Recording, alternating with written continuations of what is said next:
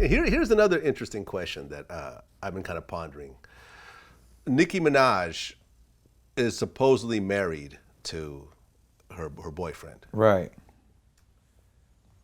I was going to put this out there, on Twitter, do like a little poll, and ask men, would they be okay being in a serious relationship or marriage with a woman who essentially made 100% of the money? A lot of people thought Mariah was the 100% breadwinner with me, and I didn't have a problem with people thinking that. People was calling me shit like boy toy, and like, oh, you spending Mariah's money and all that. It didn't bother me, one, because I was in love. Two, it necessarily wasn't the truth, but it didn't even matter here nor there, because one thing at the time, especially when I first got married, she definitely was making the bulk of the money. She was showing me a lifestyle that I had never seen before. Okay, so this is interesting. I never really thought about it this way, but you brought it up, so let's go ahead and discuss it.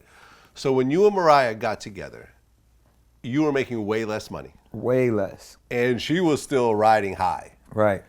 So didn't she have like $100 million house like in LA at the time? Yeah, that big, huge. A lot of, she got property, houses, like all of that. All of that shit. That didn't bother you at all? I embraced it. I enjoyed it. It made me want to work harder. If anything, I would say the one thing it did is say, like, in order for me to be the man of the house and to be respected, I got to hold my own. And it made me work harder. It was an inspiration, one, because I saw her work ethic and see how hard she worked. And I was like, I can't just be sitting around while she going super hard. I need to go just as hard, if not 10 times harder. So, and that's why I said she allowed me to grow in so many ways, because I was able to witness greatness up close and personal, and that it just wasn't a fluke. And that's what I would imagine that, Nicki's dude is seeing too, because Nicki is a beast. She works hard at her craft. She takes everything she does seriously. So if that doesn't, that's true growth right there. That's truly being equally yoked, where you both rise and it's iron sharpens iron, and you're becoming a better union. And then if that doesn't occur, whoever falls by the wayside is not going to work. Yeah, I remember I dated a girl who had way more money than me. She was part of a rich family. Right. It felt kind of weird after a while.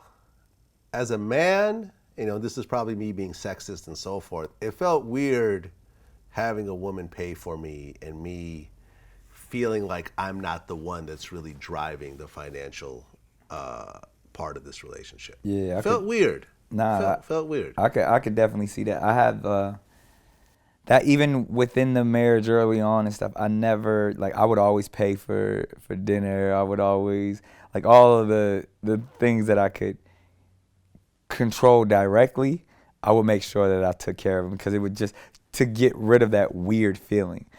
But again, a lot of that is just society. I mean, was there a bit of tension over her making more money than you? Because remember, after you guys broke up, she dated that billionaire. Yeah. I know it didn't work out, but she moved from you to a billionaire. Right. Not to say you're not getting it too. But I don't think you were billionaire status at that point. She went to get the bag.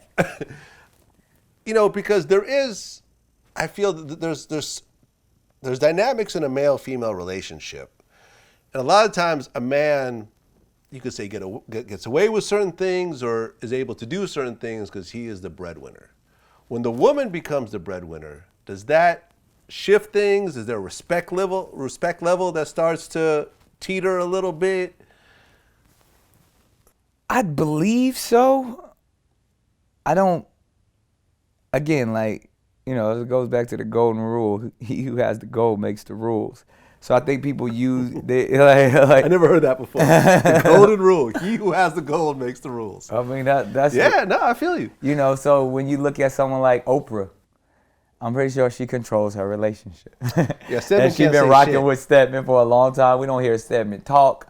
We ain't seen their Stedman interview. Yeah, there's no Vlad TV interviews with Stedman. Right. Where he lets it all loose. Yeah. So I feel like, there's certain, it's however you design it and how you operate. But, I feel like it's to each his own. Like, in my situation, I got to a place where I started getting to it, you know what I mean, and making a substantial amount of money. And again, I would attribute that to being in the presence of Mariah and understanding like, oh, this is how I got to do it. And there was a different type of drive in me to say like, oh, I'm going to be the man in my household. Therefore, I got to make a certain amount of money. I got to cover a certain amount of bills. Like I remember first time having a $50,000 a month mortgage and having to go half. You know, like, wait, what? We gotta pay this every month? Like, I gotta go get another job. Like, but me, you know, her never saying like you have to. It's me wanting to do that.